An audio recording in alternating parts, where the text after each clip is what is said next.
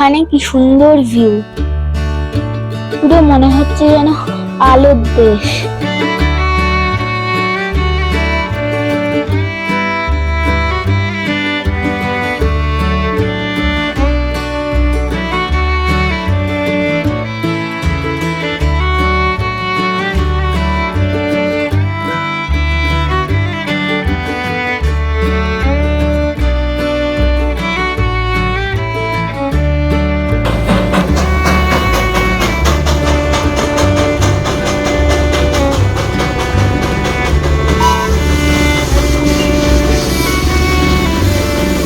আমি এখন দাঁড়িয়ে আছি দার্জিলিং এর তেনজিং নোরগে ইউথ হোস্টেলের সামনে। এই যে তেনজিং নোরগে ইউথ হোস্টেলের দরজা এটা। এখান দিয়ে গাড়ি এলে আপনাদের এখানে গাড়ি নামিয়ে দেবে, এখান থেকে হেঁটে ভেতরে যেতে হবে। আচ্ছা, দার্জিলিং এ আর একটা কথা বলি, দার্জিলিং এ দুটো ইউথ হোস্টেল আছে, একটা হচ্ছে ইন্টারন্যাশনাল ইউথ হোস্টেল আর একটা তেনজিং নোরগে ইউথ হোস্টেল। এই ইউথ হোস্টেলটি পূর্বে ছিল ওয়েস্ট বেঙ্গলের আন্ডারে, এখন বর্তমানে এটি জিটিএর আন্ডারে হয়েছে। দার্জিলিং এর তেনজিং নোরগে ইউথ হোস্টেল কিন্তু ইউথ হোস্টেলের কোনো সাইট থেকে বুক করতে পারবেন না, সেক্ষেত্রে স্ক্রিনে দেওয়া নাম্বারের সাথে যোগাযোগ করতে হবে। সামনে যে এই রাস্তাটা এটা ম্যাল থেকে ওপর দিকে উঠে এসছে। রাস্তাটা বেশ সরু, কেউ যদি নিজে ড্রাইভ করে আসবো মনে করেন তাহলে তার ড্রাইভিং স্কিল ভালো হওয়া চাই। আর গাড়ি কিন্তু এই পর্যন্তই আসবে, এখান থেকে গাড়ি ওপরে তোলা বেশ চাপের। ভাড়ার গাড়ি হলে এখানে নামিয়ে দেবে, এখান থেকে লাগেজ ট্রলি করে ওপরে স্লোপিং রাস্তা দিয়ে উঠতে হবে। সুতরাং আপনারা লাগেজটা কিন্তু যাতে ট্রলি লাগেজ হয় সেটা করার চেষ্টা করবেন।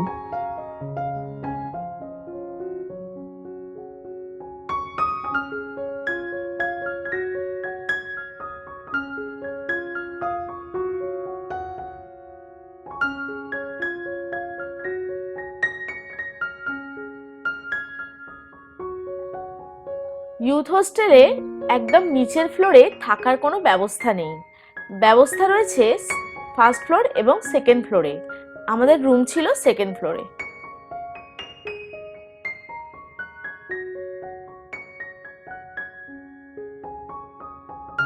দার্জিলিং ইউথ হোস্টেলের সেকেন্ড ফ্লোরে আমরা আছি। সেকেন্ড ফ্লোরে দুটো ডরমেটরি রুম আছে, দুটো ডরমেটরি রুম থেকেই এই বারান্দাটা খুব সুন্দরভাবে অ্যাক্সেস করা যায়। এখানের মূল বিষয়টি হলো যে রুমগুলি ভেতর দিকে আর বারান্দাটা পুরো রুমটা ঘিরে। এখানে বারান্দায় দাঁড়ালে রয়েছে পাহাড়ের একটা দুরন্ত ভিউ।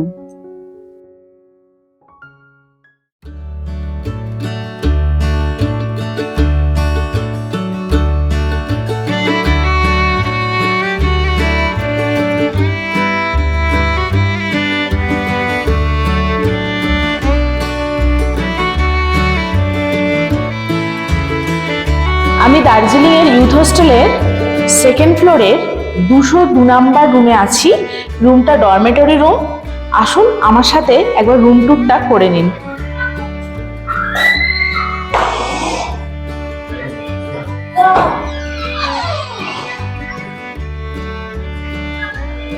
রুমে প্রথমেই যেটা বলি, রুমে একটা ফায়ারপ্লেস আছে, সুবিধে অসুবিধাতে হয়তো জ্বালাতে হয়।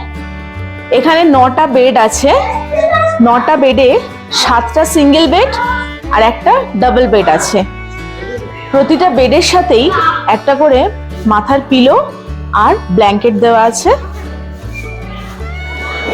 আর রুমের মধ্যে দুটো ডেস্ক আছে, দরজার পাশে একটা ডেস্ক আছে আর ওইখানে দেওয়ালের দিকে একটা ডেস্ক আছে। প্লাগ পয়েন্ট বলতে দুটো মিডিলে অ্যাটাচ প্লাগ পয়েন্ট আছে দেওয়ালের সাথে, আর ওপরে একটা বোর্ড আছে। ঘরে কোনো ফ্যান তো নেই, লাগে না এখানে ফ্যান, আর ঘরের মধ্যে পর্যাপ্ত পরিমাণ আলো আছে। এই ইউথ হোস্টেলের ডরমেটরি রুমের আপনি চাইলে একটি বেডও ভাড়া করতে পারেন। সেই বেডের বর্তমান মূল্য 250 টাকা। আমরা দুটো ফ্যামিলি একটা রুমে থাকবো বলে এই রুমের 9টা বেডই বুক করেছিলাম। আর এই রুম থেকে বারান্দা আছে, এখান দিয়ে বেরোনো যায়।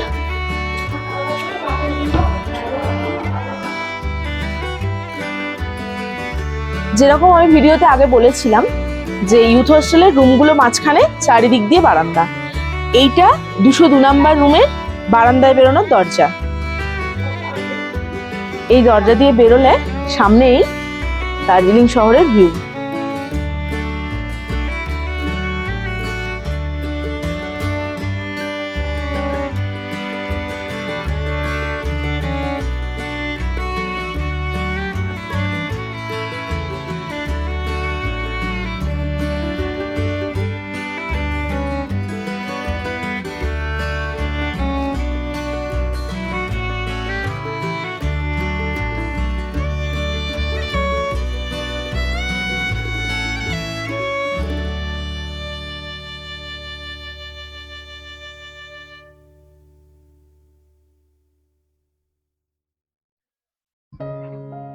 ব্যালকনির একটা সাইডের ভিউ তো আপনাদের দেখালাম, আর একটা সাইডের ভিউ কেমন আপনাদের দেখাবো।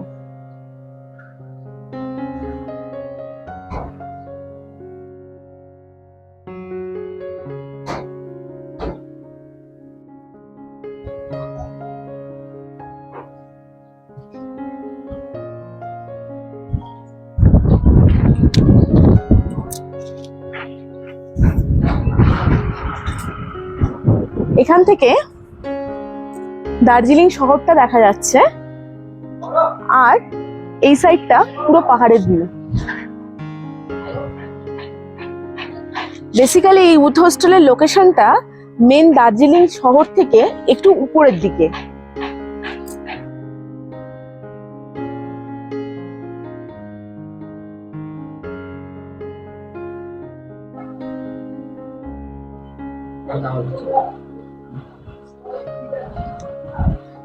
ইউথ হোস্টেলের বারান্দায় দাঁড়িয়ে আছি, প্রচুর ঠান্ডা হাওয়া দিচ্ছে, আর আমার পেছনে রয়েছে পুরো দার্জিলিং শহরটা।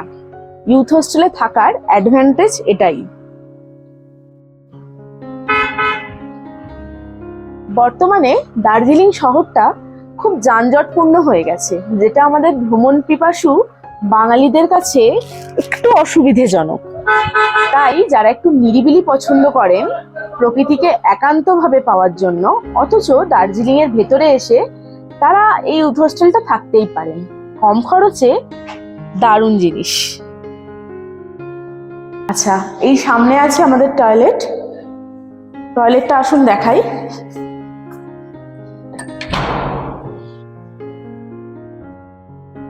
এখানে 3টে ল্যাট্রিন আছে, একটা ওয়েস্টার্ন স্টাইলের কমোড আছে,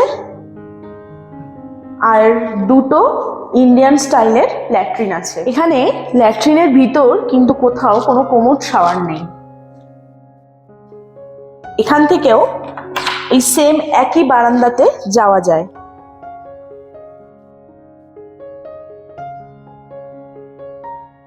এটা বাথরুম থেকে বারান্দার দিকে আসা। এখানে 3টে বাথরুম আছে,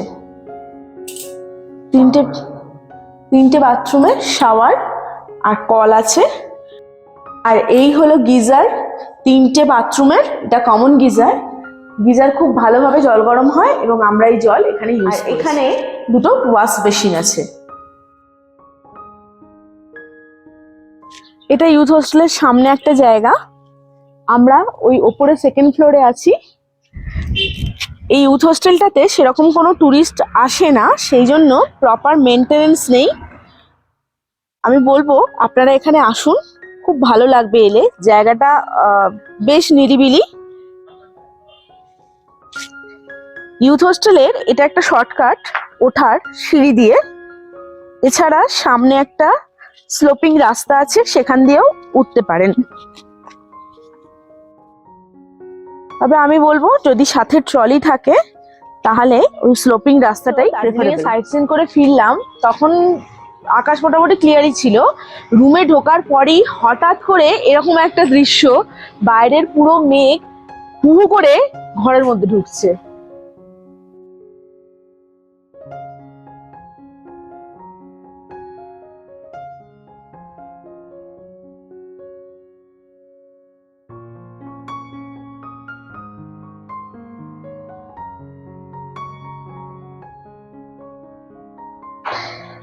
ইউথ হোস্টেলের বারান্দায় দাঁড়িয়ে সামনে দার্জিলিং যে শহরটা দেখা যাচ্ছিল, পাহাড়ের গায়ে, সে শহরটা হঠাৎই পুরো মেঘের মধ্যে ঢুকে গেল।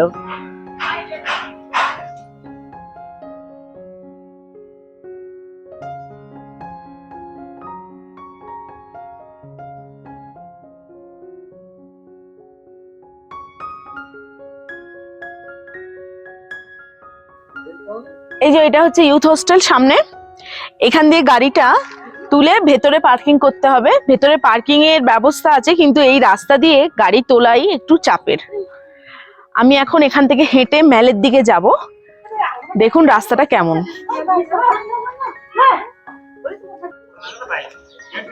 ইউথ হোস্টেল দিয়ে বেরিয়ে এবার নিচে ম্যালের দিকে যাচ্ছি।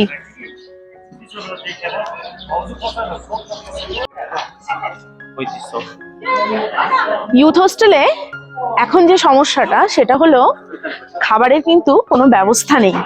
সুতরাং ইউথ হোস্টেলে এলে, এখানে থাকলে আপনাকে যেখানে খেতে হবে, একটা রেস্টুরেন্ট আছে, টি ডলমা রেস্টুরেন্ট। আমরা দুপুরবেলা লাঞ্চটা এখানেই সেরেছিলাম। এখন ইউথ হোস্টেলে এলে যে অসুবিধাটা আছে সেটা হলো এখানে খাবার দাবার কিন্তু এখন পাওয়া যাবে না। মেনটেন্যান্সের কিছু কাজের জন্য খাওয়া দাওয়া বন্ধ আছে। সেক্ষেত্রে ইউথ হোস্টেল থেকে নেমেই যে রেস্টুরেন্টটা পাবো সেটা টি ডলমা রেস্টুরেন্ট। এখানেই আজকে লাঞ্চ আমরা ছেড়েছি। খাবার দাবার মোটামুটি ভালো।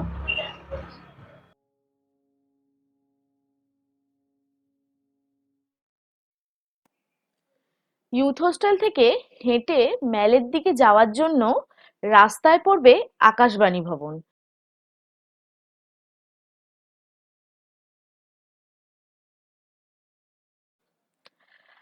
আকাশবাণী ভবনকে যদি আমরা সেন্টার ধরি, তাহলে আকাশবাণী ভবনের ডান দিক দিয়ে যে রাস্তাটা গেছে সেখান দিয়ে ম্যালে গেলে আপনার সময় লাগবে মিনিট 10 থেকে 12। আর যদি বাঁ দিক দিয়ে খাড়াই রাস্তা ধরে নিচে নামেন তাহলে আপনার সময় লাগবে মিনিট 5 থেকে 7।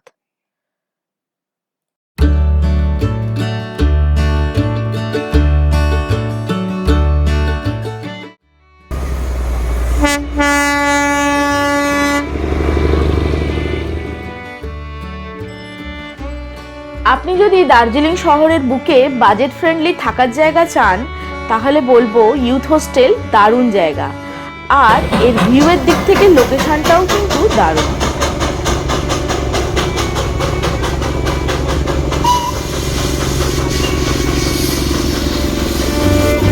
ওখানে কি সুন্দর ভিউ, পুরো মনে হচ্ছে যেন আলোর দেশ।